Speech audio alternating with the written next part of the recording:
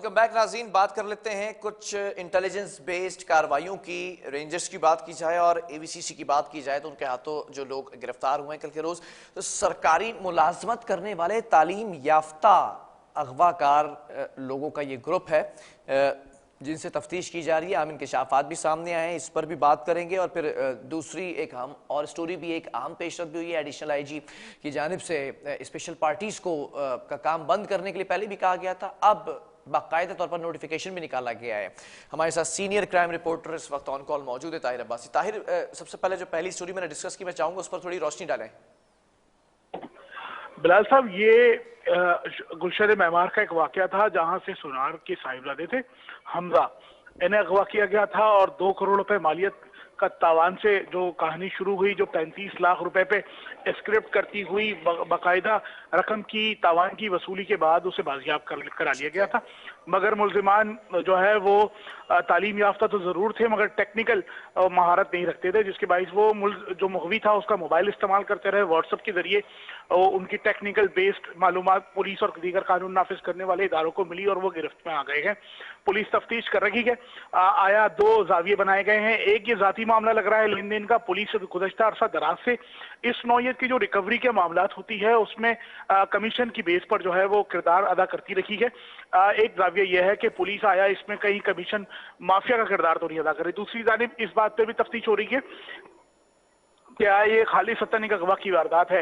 इब्तदाई तौर पर रेंजर्स हुकाम ने इसकी तस्दीक की है कि ये 9 अगवाकार थे जिन्होंने अगवा की वारदात अंजाम देते हुए 35 लाख रुपए वसूल किए थे।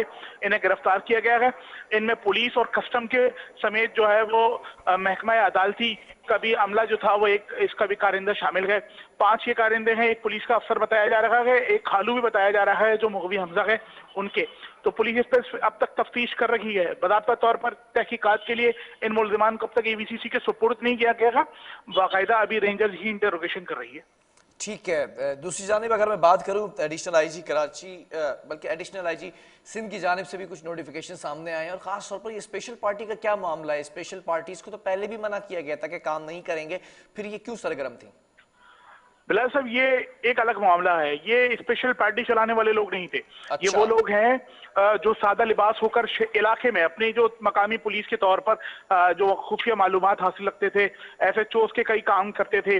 माली बहरान इस सूरत हाल के बाद पेश जरूर आएगा। जो एसएचओ थे शहर के 100 से ज्यादा जो थाने हैं उनमें तैनात ये वो अमला था जो कि इंतहाई करीबी अमला कहलाता था थानेदार के लिए। अगर आपने एसएचओ से कोई बात बनवानी है तो ये वही लोग होते थे जो हर आम और खास को एसएचओ तक रसाई हासिल करवाते थे। अच्छा। अब इनके तबादलों के बाद इन तमाम अफसरान को एसएसयू रिपोर्ट करने की हिदायत की गई थी। ये वो सादा लिबास एहलकार थे जो इंटेलिजेंस नौकरियां करते थे और ये वाकया अरसलान महसूद की एक जारी पुलिस मुकाबले में हलाकत के बाद हुआ। सादा लिबास होकर शहर में एडिशनल आईजी के बतौर सीट पर काम करने वाले एडिशनल आईजी जो है गुलाम नबी मेमन, उन्होंने ये जो एक हुक्म सादिर किया उसके बाद तासुर ये आ रहा है कि खुद सादा लिबास होकर वो शहर में ड्यूटी अंजाम दे रहे थे और शहर भर से उन्होंने सादा लिबास जो एहलकार थे उनका तबादला कर दिया है। इस तबादले के बाद पूरे शहर में एक फुकदान पैदा होगा इंटेलिजेंस मालूमात का। इलाकाई अगर एसएचओ किसी काम में मसरूफ भी होता था तो उसे ये इत्मीनान होता था कि उसकी एक स्पेशल टीम है जो कि सादा लिबास होकर इंटेलिजेंस के मामलात इलाके में देख रही है और अमन अमान बरकरार रखने में किरदार अदा करेगी। दूसरा मामला था ये वही लोग होते थे जो शहर से एसएचओ के नाम पर अपने मकामी इलाके से पैसे इकट्ठे करते थे मुख्तलिफ ऑर्गेनाइज जराइम की मद में। अब एक तो इंटेलिजेंस बेस मालूमात का फुकदान होगा, वहीं एसएचओ को माली मामलात का भी सामना करना पड़ेगा। नहीं तो सवाल यहां पर यह पैदा होता है, कराची पुलिस चीफ के अहकामात के बाद ऑब्वियसली पहले जो काम होता था इंटेलिजेंस बेस जो इंफॉर्मेशन होती थी उसको ट्रेवल करने में आसानी होती थी, जो कि अब आप कह रहे हैं कि वो एक बैरियर आ गया है। लेकिन साथ साथ अगर मैं बात करूं ऐसे ही सादा लिबास लोगों की, तो क्या ये गलत है या फिर दुरुस्त है मेरा कहना कि जो लोग शरपसंद अनासिर हों या फिर गैर कानूनी काम करने वाले, हरकत सकनात करने वाले लोग हों, वो भी इस टीम का, इस पार्टी का हिस्सा हुआ करते थे अपने मकासद पूरे करने के लिए? बिलाल साहब, अगर आपको मैं इसकी मिसाल इस तरह दूं कि अगर एक सहाफी है या फिर पुलिस महकमा पुलिस है, जो सोर्सेज होती हैं वो ऑर्गेनाइज जराइम में मुलविस ही होते हैं। जिस तरह शहर भर में अगर एक चोर को पकड़ना है तो दूसरा चोर ही उसकी मालूमात देता है, तो इस तरह के रवाबित गुज़श्ता अरसा दहाइयों से हम देखते आ रहे हैं कि ये सिलसिला चलता आ रहा है। ये उसी तसलसल का हिस्सा थे जिन्हें स्पेशल सिक्योरिटी यूनिट अब रिपोर्ट करने की हिदायत की गई है। और जो गुज़श्ता रोज जो 73 एहलकार और अफसरानों के तबादले हुए हैं, ये वो थे जिन्हें पहले ऑर्डर के मुताबिक एसएसयू रिपोर्ट होना था, लेकिन कई मसरूफियात के बाइस कुछ पाकिस्तान और वेस्ट इंडीज सीरीज पर नौकरियां कर रहे थे, कुछ शहर में खास केसेस पर इन्वेस्टिगेशन में मसरूफ थे जिन्हें एसएचओस की हिदायत पर तबादला नहीं किया गया था। लेकिन कर एक सादा नोटिफिकेशन के बाद सबको मुअत्तल कर दिया गया है और उसकी बेस बताई गई है कि जब आपने कहा था कि एसएसयू रिपोर्ट करें, आपने क्यों नहीं किया गया। तो इस पर अब तमाम को शोकाज दिया जाएगा जिस पर जवाब जमा होगा। मेरी कुछ लोगों से इसमें बात हुई है, वो बताते हैं कि कुछ असाइनमेंट से उन्हें दिए गए थे, वो उन असाइनमेंट्स पर काम कर रहे थे जिसके बाइस वो अपना ओहदा नहीं छोड़ सके थे और ये महकमा पुलिस की इजाजत के साथ किया जा रहा था। लेकिन स्पेशल ब्रांच में इस वक्त तैनात है गुलाम नबी मेमन साहब और वो खुद सादा लिबास होकर शहर में नकलो हरकत कर रखेंगे, लेकिन जो सादा लिबास दीगर इंटेलिजेंस करने वाले एहलकार हैं और उनके यूनिफॉर्म के बगैर नौकरी करने पर उन्हें एतराज था, जिसके बाइस तबादला के बड़ा गलत तासुर आ रहा है कराची पुलिस पर। जो शहर भर के 100 से ज्यादा थानेदार हैं वो दो किस्म का तासुर दे रखे हैं। एक तो माली फुकदान आएगा एसएचओस को थाना चलाने में, दूसरा इंटेलिजेंस जो मालूमात जो बहुत तेजी से इकट्ठी होती थी वो बहुत तातुल का शिकार है। माली फुकदान किस पैराए में आएगा? मैं ये जानना चाह रहा हूं कि लीगली तौर पर कानूनी पैराए में इस चीज को जो है वो इस माल को इकट्ठा किया जाता रहा है इस टीम की जानिब से, या गैर कानूनी तरीकों से ये माल इकट्ठा किया जाता था जिससे माली फुकदान का आप बार बार कह रहे हैं? बिलासपुर में जैसे मैंने पहले बताया कि ऑर्गेनाइज जो जुर्म होते थे exactly. वो ये सादा लिबास एहलकारों की मुदाखलत के बाइस ही शहर में इलाके में आते थे और आसानी होती थी कि ये सादा लिबास उड़कर कहीं भी बैठकर कुछ भी कर सकते थे। लेकिन इसके अंदर एक इंतहाई हसास मामला एक और आ रहा है। ये जो सादा लिबास एहलकार होते थे इनका बड़ा नेटवर्क होता था जो अपने मकामी जो हदूद होती थी उसमें कोई वाकया हो जाए, सीसीटीवी फुटेज का हुसूल हो, लोगों के साथ खुफिया मालूमात का हुसूल हो, बयानात कलमबंद कराने में राजी करना हो और दीगर कई मामलात होते थे। खुफिया तौर पर किसी शख्स की इंटेलिजेंस मालूमात लेना हो, एक नेशनल एक्शन प्लान के तहत एक मरहला शुरू किया गया था कि कोई भी शख्स इलाके में जब किराएदारी एक्ट के तहत अगर वो घर हासिल करेगा तो उसे थाने को इन्फॉर्म करना होगा। बेशुमार ऐसे वाकयात हुए हैं कि खुफिया तौर पर लोग रहते थे और थाने को इन्फॉर्म नहीं करते थे, ये वही लोग होते थे उनकी मालूमात इकट्ठी करते थे। इस नौइयत के छोटे छोटे 100 से ज्यादा मामलात हैं जो अब खत्म हो जाएंगे शहर से।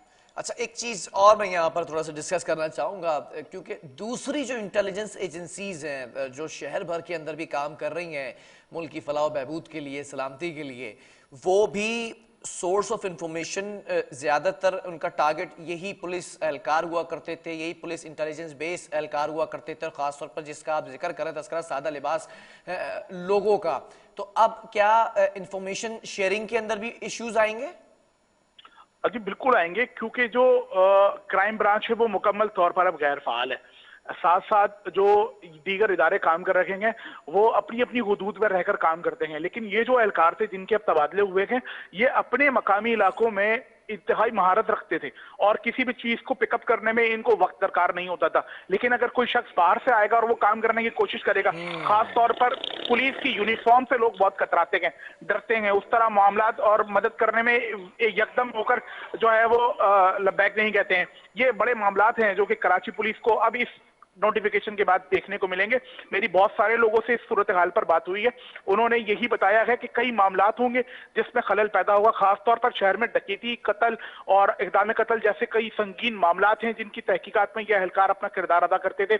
इलाके में कोई प्रोग्राम होता था, खासतौर पर कई खास हसास शख्सियात की आमद होती थी, यही सादा लिबास एहलकार होते थे जो पूरे इंटेलिजेंस नेटवर्क की शेयरिंग के साथ काम करते थे, एसएचओ की मौजूदगी और गैर मौजूदगी में अपना किरदार अदा करते थे।